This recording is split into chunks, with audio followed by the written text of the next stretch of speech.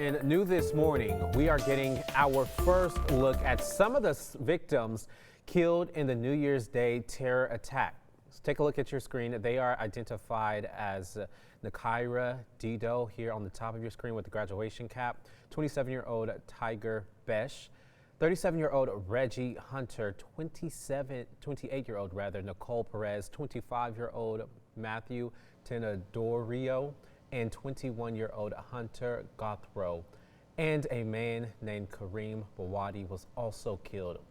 There is no photo of him as of right now, but those are the faces that we really want to remember during this tragic time. Well, yeah, that's right. And the death toll has gone up. At least 15 people are dead and 35 people are hurt. Yeah, and by the way, that 15 does include the shooter in the count. Right now, the FBI is leading the investigation to the terror attack. NBC's Chris Pallone shares the details on the investigation. Good evening. President Biden extending the nation's condolences to people in New Orleans after the New Year's Day French Quarter truck attack, which left at least 15 people dead. To all the families of those who were killed, to all those who are injured, to all the people of New Orleans who are grieving today, I want you to know, I grieve with you. Our nation grieves with you. The FBI says the attack is being investigated as an act of terror. The subject has been identified as 42-year-old Samsud Dim Jabbar, a U.S.-born citizen from Texas. Jabbar, a veteran of the Army and Army Reserves, died in a shootout with police. Agents searched a home in Houston believed to be connected to Jabbar.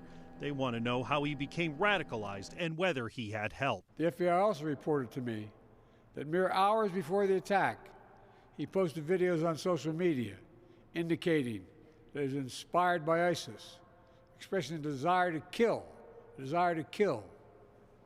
The ISIS flag was found in his vehicle, which he rented to conduct this attack. Hours later in Las Vegas, the driver of a Tesla Cybertruck rented through the same app as the Ford truck used in New Orleans detonated explosives in the truck while parked outside the Trump International Hotel. The driver died in the explosion and fire, and a few bystanders were hurt.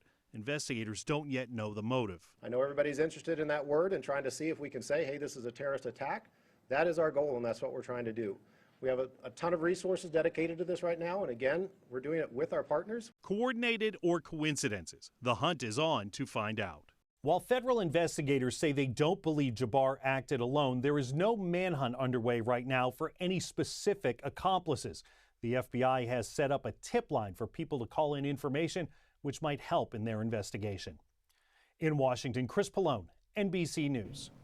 Well, right now we are learning more about the suspect in the deadly Bourbon Street attack. Well, the FBI says that Shamsud Dean Jabbar is a Texan.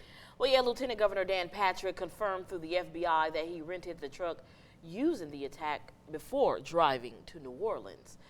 Well, Texas Today reporter Mike Rogers live for us in the studio this morning with the latest. Now, Mike, what can you tell us about his ties to Texas? Yeah, guys, in a video posted back in 2020, Shamsuddin Jabbar said he was born and raised in the city of Beaumont and currently resides in Houston. Yearbook photos show Jabbar a few years before he enlisted in the military, graduating from Beaumont High School in 2001. After high school, records show that Jabbar enlisted in the Army in 2007, working in both human resources and information technology. He was deployed to Afghanistan from 2009 to 2010 and transferred into the U.S. Army Reserves in 2015, where he served until 2020, leaving the military with the rank of Staff Sergeant. He then went on to a career in real estate, but his license expired in 2021. Former classmate Micah Roach described Jabbar from their time as peers. Just from knowing him personally as an adolescent to 18, I mean, I'm just shocked. He was well respected, carried himself well, and I mean, you just wouldn't think that he would do something like this.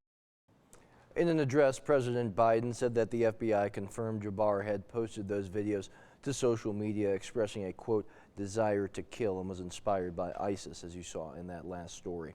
Now, the FBI says Jabbar had a black ISIS flag flying from the back of his car at the time of the attack. Police located weapons and potential IEDs in Jabbar's truck, and he was killed at the scene, guys.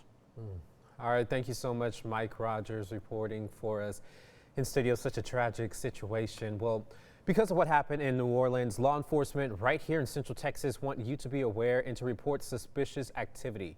The Bell County Sheriff's Office says that if you see suspicious activity, you need to report it. All you have to do is call 254-933-5412. And you can also make reports to the Texas Department of Public Safety through its iWatch Texas program. You can find that in the App Store as well as online.